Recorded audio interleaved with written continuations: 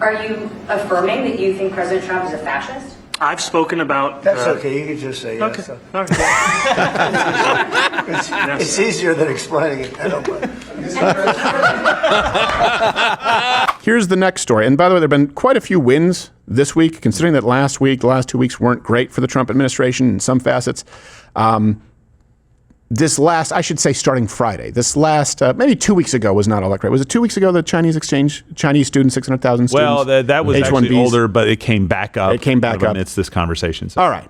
And so we try and call balls and strikes. Well, there have been some wins. Friday afternoon, President Trump and Zohran Mamdani met at the White House. And here's the thing. Some people are saying this was bad and Donald Trump shouldn't have done this. The way it came across was, well, it left no doubt as to who the father was in charge. And overall, it was extremely cordial.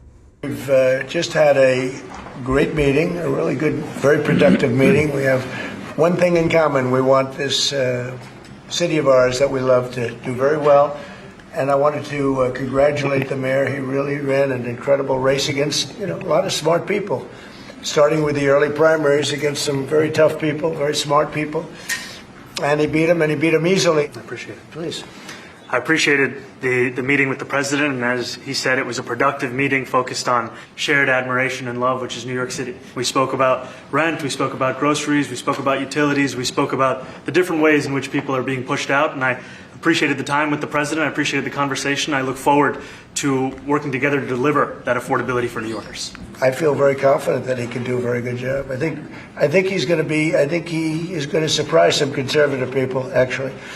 And some very liberal people. He won't surprise them because they already like him. I think he can bring it back. Now the question is, will he bring it back all the way? Will he bring it back greater than ever before? Which is, I guarantee, that's his wish. I think he wants to make it greater than ever before. And if he can, we'll be out there cheering. I'll be cheering for him. Okay? Thank you very much, everybody. And here's the thing. Well, actually, you can bring up Collage C. Some people were trying to set this narrative that Mamdani had wooed Trump. And by the way, I'm sure some people sounding off on this are profiles whose location is not based in the United States. That couldn't be further from the truth because he's going to have a meeting, right? By the way, Donald Trump has always had meetings with mayors of certainly the largest city in the United States, and it's the carrot and the stick. He usually starts off being cordial, polite, so that he has a leg to stand on when he says they're doing an awful job. And that means that it's time for the latest installment of Trump Wins. All he do is win, win, win because he's Trump. Trump destroying liberal minds. Leave their asses in the dust, and now that he is in, we getting back to building this amazing nation. And we gon' stay there. Now, here's the viral moment, really, from this meeting when Mamdani was asked point blank about President Trump's fascism, and the way he handled it was basically sunning a child. He asked about your comment calling the president a fascist, and your answer was, both President Trump and I have been clear about our positions and our views. Are you affirming that you think President Trump is a fascist? I've spoken about... That's okay. You can just say yes. Okay. It's easier than explaining it. I don't mind. The bitch is going to ask a follow-up anyway. Just do it. Because she's a little piggy bitch. Say it, Mamdani. He just said, like, go ahead and do it. In other words, he's saying, it doesn't bother. I know what you guys say when I'm not around. It's fine. And President Trump's a generous guy. Welcome to the big leagues, as he's telling him. He even gave Mayor. Mamdani a gift at the end of the day, something that he didn't want anymore. Oh, come on. I'm going to do it. Oh, my gosh. She was going to lose anyway. You can have her. If not, just drop her off at Goodwill. It'll be a write-off. A little one. And by the way, why do you think that President Trump took this meeting? Well, again, we need to go back to what was said before this meeting from Mamdani about Trump. I know that for tens of thousands of New Yorkers, this meeting is between two very different candidates who they voted for the same reason. They wanted a leader who would take on the cost of living crisis that makes it impossible for working people to afford living in this city. Yeah. And young people, by the way, Gen Z who voted for Mamdani, 78%. Gen Z Trump disapproval is pretty high right now. Now, I'll tell you, we've talked about this. Gen Z veered more conservative, obviously, than any generation before. I'm very surprised whenever a young demographic votes Republican. Some of those people are just going to be the former Bernie bros. Some of those people are just going to be the people who vote in their own selfish interests, and they thought they were voting in their own selfish interests for President Trump. But if someone comes out and promises more free crap, they'll vote for that person. Not all of Gen Z, but there's a contingency of that. And a lot of young people want someone to deal with the affordability crisis. For sure, yeah. And the only way you can actually reach those people is if you go, hey, this one guy is lying to you, effectively bribing you, right, promising you he's going to solve the affordability crisis. And then you draft in behind it and show people. Now you're able to talk directly with those people. Tell them why rent control hasn't worked. Tell them that New York City has been a bastion of Democrat policy for decades and decades, and that there's a better way to do it. He does need to reach those people and reel them back in. So this idea that you just shouldn't meet with anyone, Right. well, okay, then just watch your polls plummet and have no line of communication to people who you need to win elections. Yeah, and I think it was really telling to see just look how they were in the room.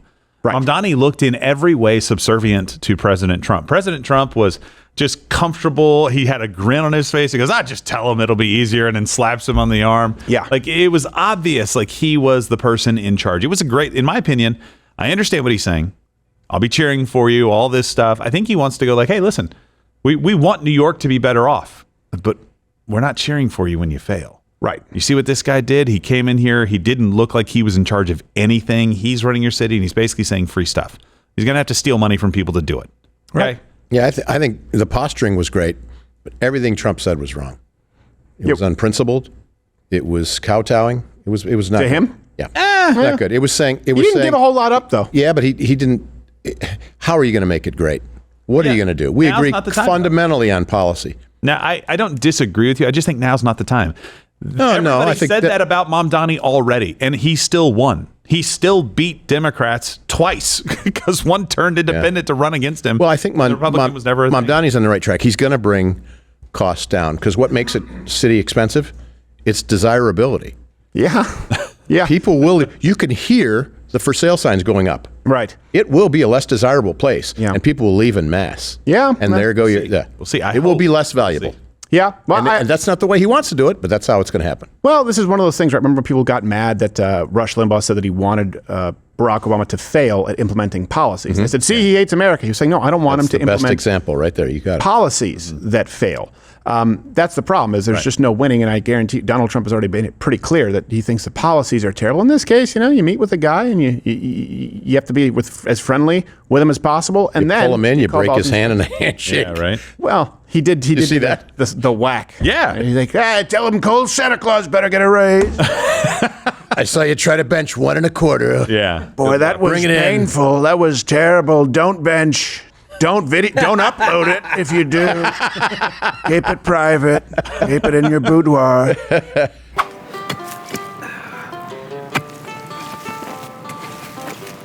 Josh, what are you doing? Securing my financial future, Gerald. What does it look like? It looks like you're digging a hole, Josh. Yeah? That's what it looks like. And? Well, okay, why are you digging a hole? For gold, Gerald. It's the best investment you can make. Something wonky happens to the economy. Armageddon, bombs start going off, everybody fails, banks fail. I got the good stuff. I'm set. Gold? Yes! Josh, why don't you just try True Gold Republic? Why don't you give those guys a call or go to lwcgold.com, see if you qualify for one of those no-fee-for-life gold IRAs, and make it simple. It's easy. It's really that easy? Yes, you don't have to dig for gold. Put that down. No, put it down. That down. Kind of like it. Put that down. Let's go.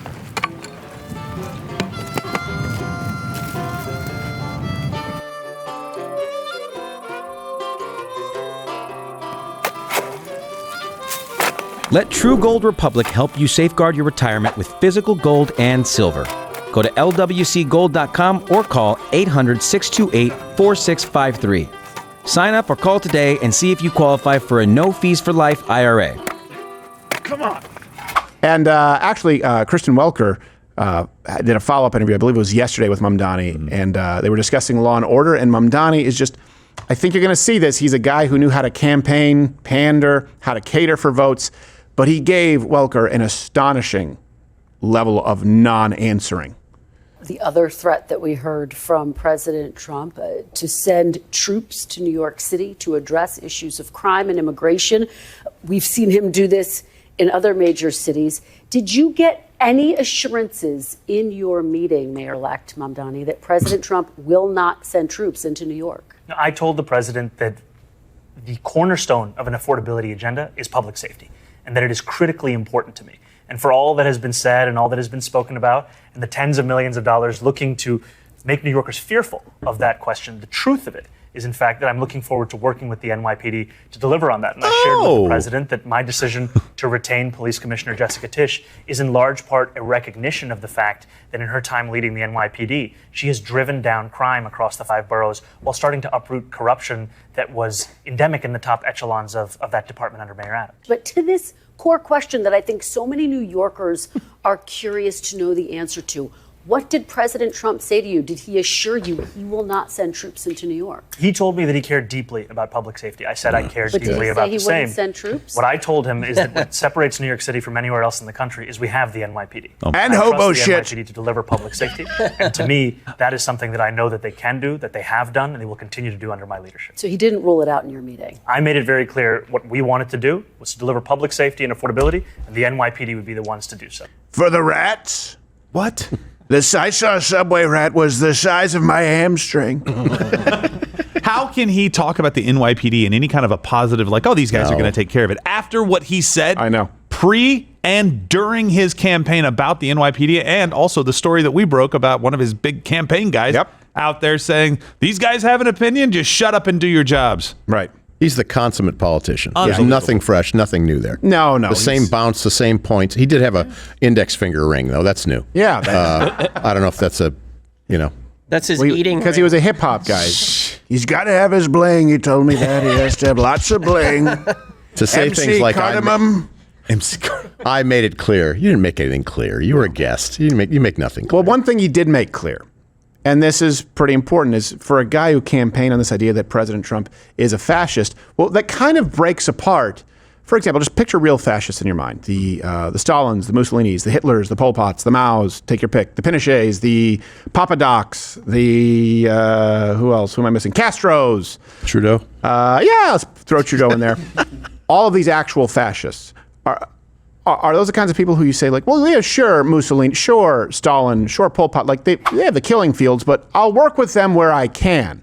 That's how Mamdani is approaching this now, which, as you, I'm sure, realize, proves that President Trump is not a fascist.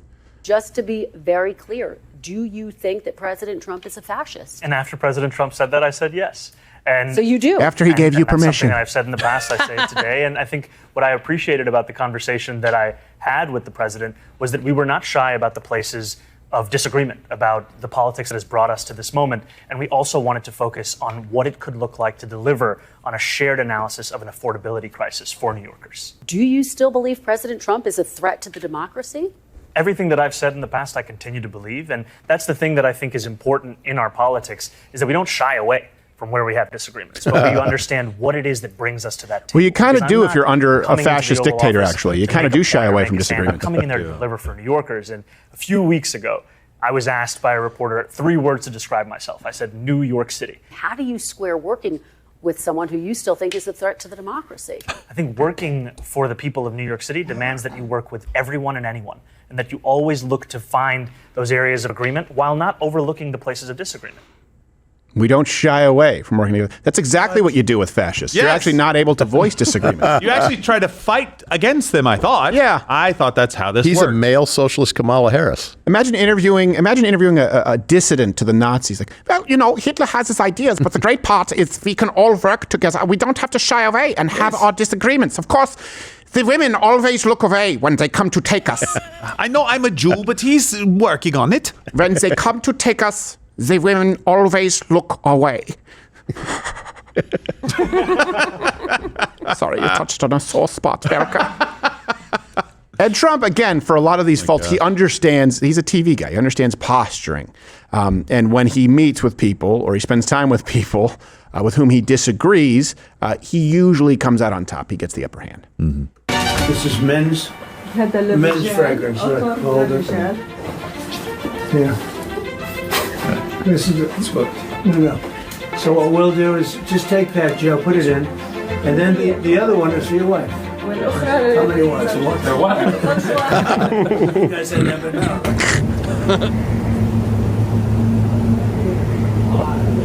The best I have. President Zelensky, you look fabulous in that suit. I said the same thing. Yeah, you look good. I said the same thing. Yeah, looks good on I you. said the one that attacked you last time. See, that was it. I remember that. I apologize to you. You look wonderful.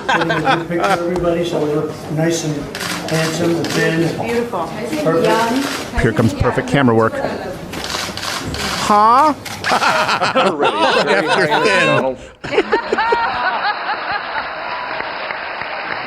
Watch Jeb's face. Watch the seething anger. He's like, You're killing me. this is what he does. This is what he does. And then he goes, look, this is not bad. He said Ben Carson tried to stab his mom. He's like, he's a psychopath, this guy. He's like, I'm kidding. You can be in my cabinet.